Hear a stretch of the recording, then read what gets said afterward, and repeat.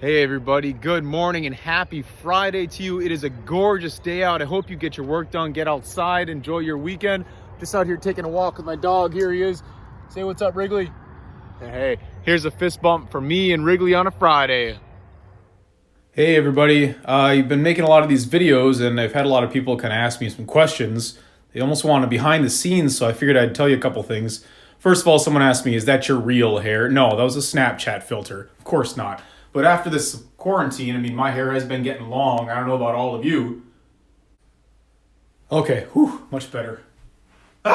Somebody asked me, Mr. Huggins, you're always wearing that dress shirt and a dress tie. You must be wearing dress pants and dress shoes too, right? And I'm like, obviously, I dress to impress. Something else I've been asked is, how do I do this back here? Well, this is a green screen, okay? So I can put anything I want back here. I can do this, and boom, I'm in the living room at the White House, or Peter Griffin's house, or hanging out with my friends, or right here in the Simpsons house.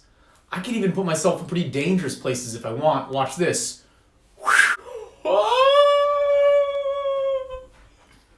I can even be whisked away to a magical ocean paradise. Hey, give me a towel. All right, so I'm gonna let you in on a little bit of the movie magic, okay? I have not been to all those amazing places. I'm just here in my piano room. This is just a green screen. See, it's just a green curtain, green piece of fabric. I'm gonna show you my setup here. So first of all, I set the camera up on a tripod. Here's my tripod. Just got it set up on the piano bench here. Here's the piano. And then over here is the green screen. So you can see that it takes up pretty much the whole wall. Over here are some of the props. Yeah, I really do have this radio here. This is my prop corner over here. I just kind of pile stuff in here. Sometimes this place also doubles as a little hockey arena. And so, sorry to fool you, but this is not really what's been going on. I can put myself anywhere I want in the world, right here in my piano room. So this week on our Google Forums, I've been asking you a lot of questions that relate to this current time period that we're in, this time period of pandemic, COVID-19. You know, this time period of social distancing and distance learning and washing your hands and staying safe and staying home and all these other hashtags that you see behind me. And I've been trying to just find out like what life is like for you, because as a historian, I want to know what life is like. I can't just be here isolated in my own little bubble and just imagine that everyone else has the same experience that I do. So I've really appreciated hearing your responses, and I've really appreciated seeing how honest you've been with me about these questions. And so I want to share a few of the answers with you. I think they're inspirational, impactful, and maybe they'll give you some ideas, because some of you said, I'm bored right now, and so maybe this can help you. Somebody said that she packed up a bunch of donations to give to the homeless and the people who have coronavirus. That's great. Somebody else said that instead of having a leisurely run to the store, just a fun Target run, no. Now it's taking precautions. It's putting on masks. It's putting on gloves. They've got underlying conditions in their family, and so they have to make sure that they're staying safe. So when they get home with all the groceries, they've got one spot on the counter where all of the stuff comes in, and another spot where they've been wiped down and they've got their hand sanitizer and their wipes and everything. I know exactly what that's like. It's like suiting up for a sporting event or even going into war, like to get all ready to protect yourself and really to protect others by wearing these masks. And so a couple of people actually said that's what they've been doing. They've been making masks. My mom has been making a bunch of masks as well.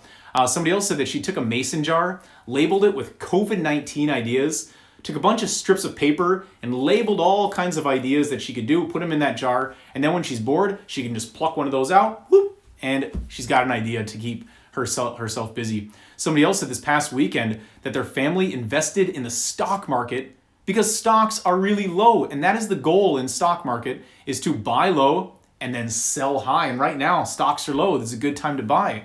And he said even that we're basically doing what many Americans did in the 1920s. I love that connection.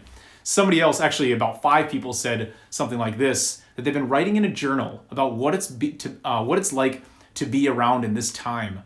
So basically they're documenting, creating historic documents.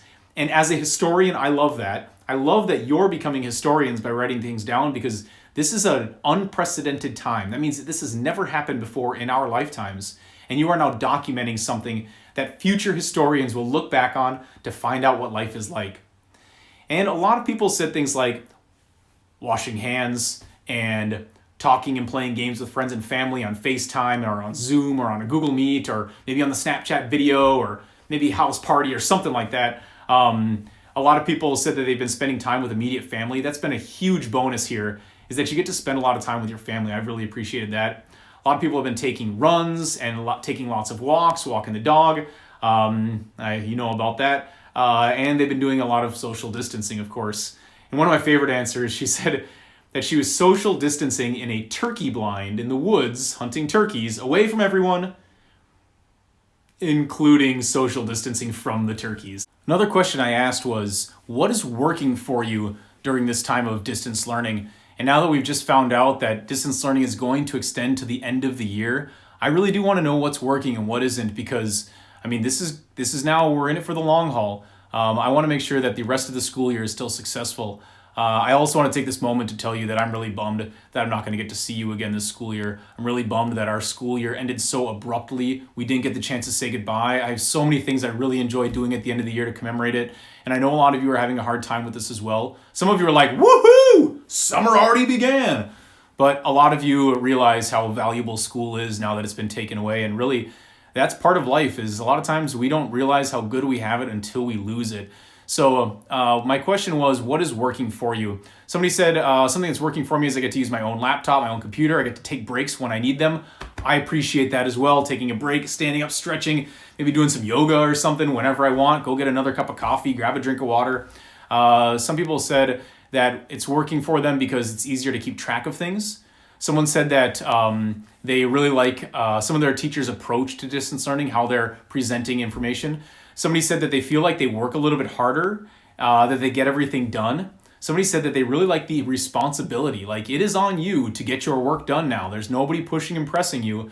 Somebody else said you can do school at your own time. You don't have to wake up as early. In fact, it was the most common response I saw was, I get to sleep in. I can appreciate that. Yeah, get to sleep in a little bit more. Nothing wrong with that. Maybe stay up a little bit later. Nothing wrong with that. Some of you are doing your work at different times of the day. Some of you like getting up early, like I do. Get the work done early and then have the rest of your day.